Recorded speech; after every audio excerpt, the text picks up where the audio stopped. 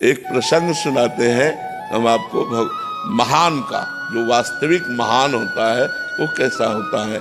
एक बार भीष्म पितामह जी को बहुत कड़वे वचनों से दुर्योधन ने कहा कि आप सेनापति तो हमारे हो, लेकिन पक्ष पांडवों का लेते हो। अगर ऐसा ना होता तो 10,000 महारथियों को रोज मारते हो, एक भी पांडव नहीं मारा गया।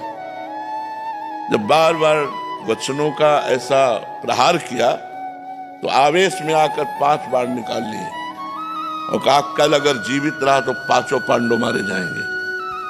अब तो खुशी की लहर दौड़ गई कि भीष्म प्रतिज्ञा होती है। अब ये गुप्तचर लगे रहते थे, दोनों शिविरों में गुप्तचर रहते थे। तो तुरंत गुप्तचर गए और पांडवों से बताया कि तुम्हारे मारने के लिए भीष्म पितामह जी ने 5 बाण निकाल ली और प्रतिज्ञा कर ली। ये बात भगवान श्री कृष्ण को भी, द्रौपदी जी को भी, 5 पांडवों को कोई फिक्र नहीं। भगवान गए और उनका सूचना मिली तुम्हें? हाँ। बोले तुम तो ऐसे सब निश्चिंत बैठे हुए हो, क्यों? तुम्हें कोई विचार, कोई चिंता, कोई भय? बोले कुछ नहीं। बोले क्यों? बोले आप हो ना, जिसके चिंता करने वाले आप मुझे इसके विषय में क्या चिंता करनी? द्रौपदी जी से कहा ऐसा करो, तुम तैयार हो बहु रूप में और यहां से घूंघट करो, आगे चलो और पीछे दासी के कपड़े हमें लाओ।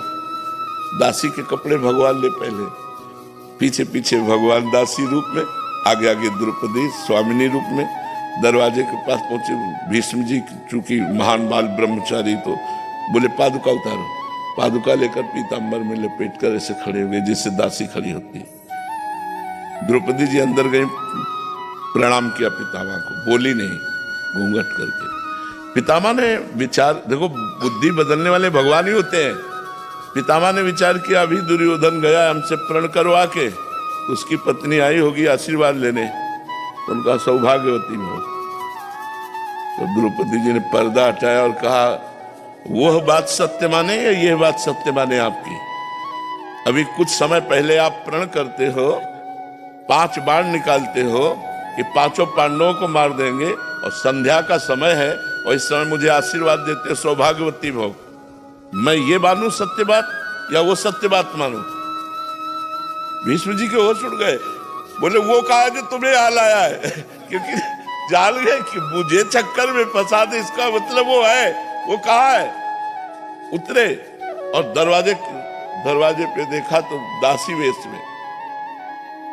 तो एक आवेश आया गुस्सा का, और ऐसे ऊपर का वस्त्र पकड़ा, ऐसे खींचा और कहा जूतियां देखी दो। भीष्म जी अवाक रह गए। देयम सदा परिभवगन अभीष्ट दोहम तीर्थास्पदम शिवविरंचनुतम शरण्यम भृत्यार्थिहम प्रणतपाल भवादिपूतम वंदे महापुरुष ते चरणारविंदम। शिव ब्रह्मादि जिनकी चरण वंदना करते हो, द्रौपदी की जूतियां, उनका बेटी जिसका रक्षक ये है तुम्हारे पतियों का बाल बांका भी नहीं हो सकता, जिसका ये रक्षक है उसको कौन मार?